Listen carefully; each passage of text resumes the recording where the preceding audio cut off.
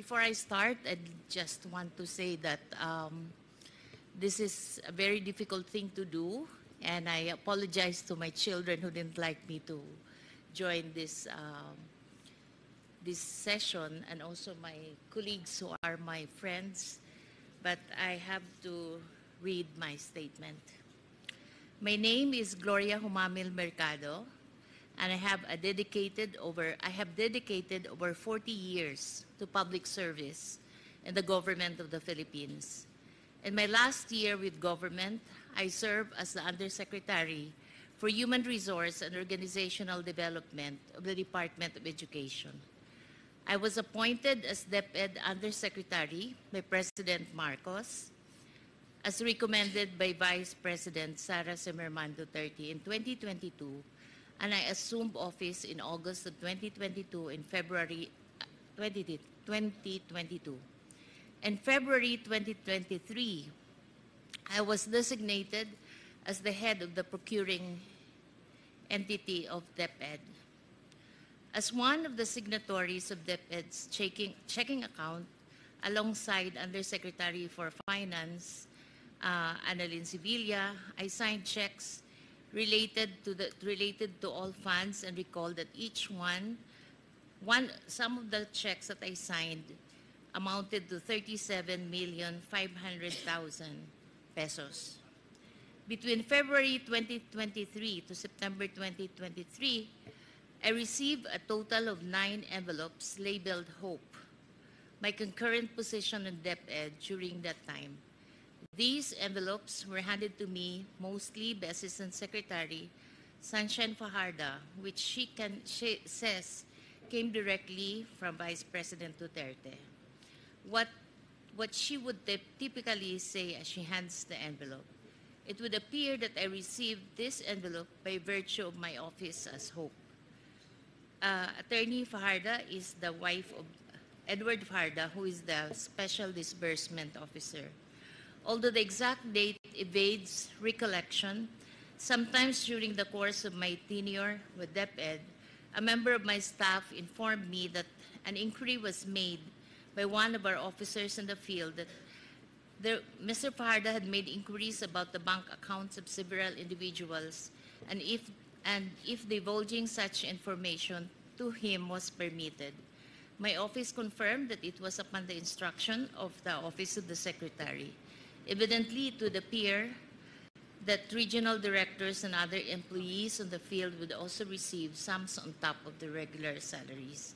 Sometimes in October 2023, as the likelihood of a bidding failure for DEPED computerization have become apparent, I was approached by Attorney Monsayak, and he suggested in the presence of other officials who was with me that the bidders should just discuss among themselves. Mag-usap-usap na lang para hindi masayang yung pera ng 2023. I firmly asserted that the procurement must be implemented and conducted in strict adherence with the rules. Sometimes in the 3rd or 4th week of October, I was summoned by Zulaika Lopez, the Chief of Staff of the Vice President and Undersecretary of the OBP.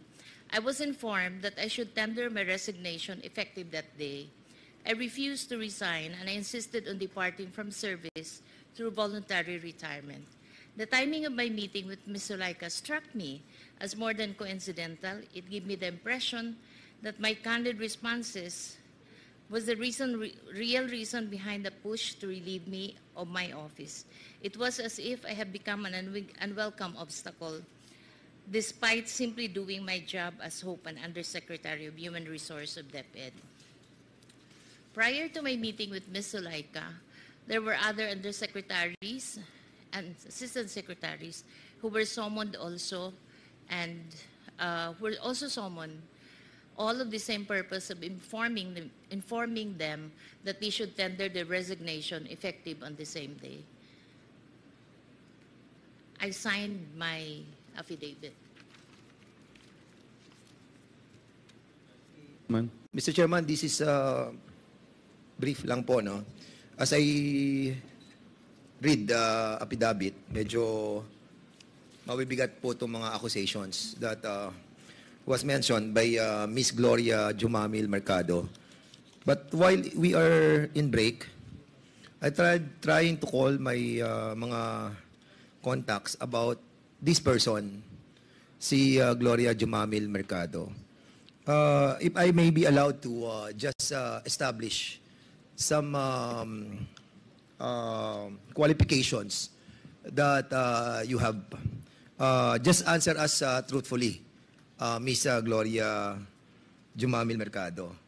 Ano po ba ang pinagmulan po ninyo? You are in the public service for 40 years. But ano po yung mga foundation that you can relay to this committee as your established personality? Thank you, Chair, for that question. Yes, USEC Mercado, you are recognized. I was, as I mentioned, I'm already 40 years in government. I was pulled out from my fourth-year college. I was 19 years old when I worked with then Minister Vicente Paterno as Masikap. I think one of the famous Masikap here is also Congressman from Cagayan de Oro. So I started working in Mindanao as a field worker, and I rose the rank up to an assistant secretary on mostly on merit. And then I had my PhD in Mainland China Studies. So when I got back, I was asked by Secretary Bert Gonzales to join him in the National Security Council, and that's where I was totally grounded on social democracy and being able to work well with the countryside and the other sectors. So in other words, Mr. Chairman, your foundation of your having served for 40 years in the public service is Social Democrats. Yes po, sir. Mr. Chairman, kasi yung pong mga Social Democrats, yung pong equality, no?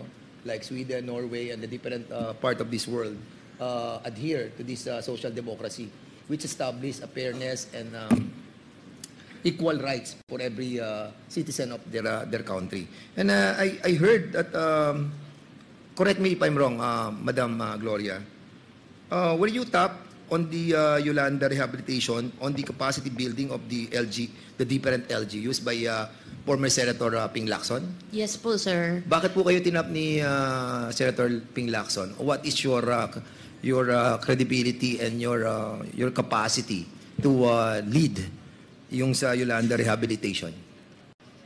I was actually wearing two hats, Mr. Chair.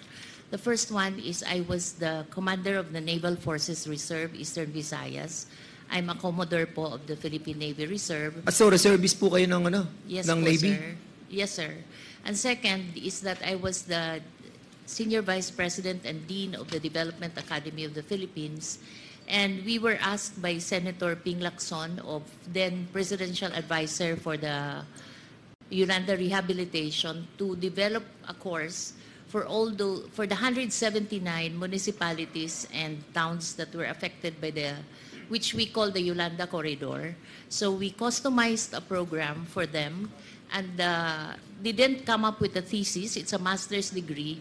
What they came out, each of the planner will come out with a new town plan that is on a build better framework. So in other words, Madam Chair, Mr. Chair pala, and Madam Gloria, yung buong trabaho po ninyo para maintindihan po ng in a layman's term, no? Yung naging trabaho nyo as Senior Vice President po ba kayo ng Development Academy of the Philippines? Yes po. If I may, no, ito po bang trabaho nyo dito, kung ilalagay po natin para mas maintindihan natin, kayo po yung nagte-train para dun sa mga career executive. Am I correct? Yes, Mr. Chair. So in other words, your capacity as one of the pillars of the Development Academy of the Philippines is to give ammunition to those affected doon sa Yolanda strategy. Yes, Is that correct? Yes, Mr. Chair. Were you also a pioneer nung tinatawag natin sa Development Security Program for the Command and General Staff ng College ng Armed Forces of the Philippines? Yes, Mr. Were you a part Chair. of it? Kasi as also a reservist po, I realized that yung nag-aaral sa Kamana General Staff College, they only get a certificate of a Kamana General Staff course.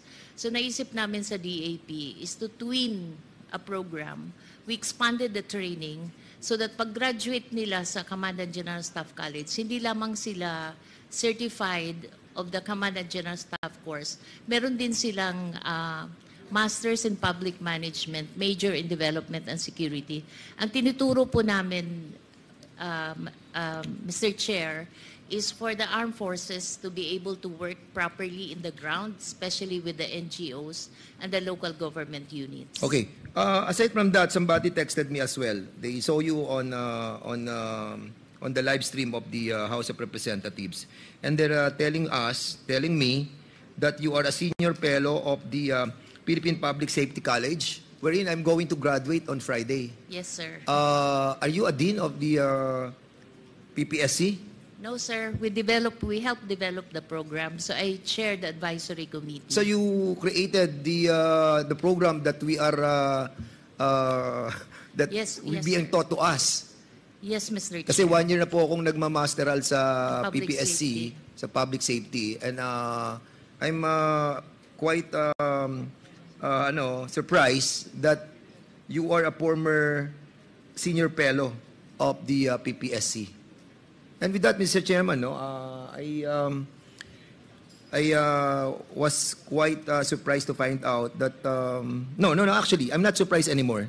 A while ago, when I was hearing your testimony on your affidavit, medyo nagiging questionable pa sa akin yung mga dineklara nyo dito. But now that I found out all of this qualification that was given to me by my friend who have watched you testifying on this committee, now I must agree that you really have a ball, no? Ano kayo talaga? You were established on your foundation on the true public service that are being given by you. And with that, Mr. Chairman, I will not be furthering my my query anymore, because I believe that this person who will be testifying to us have this high credibility. Maraming salamat po, Mr. Chairman. Thank you.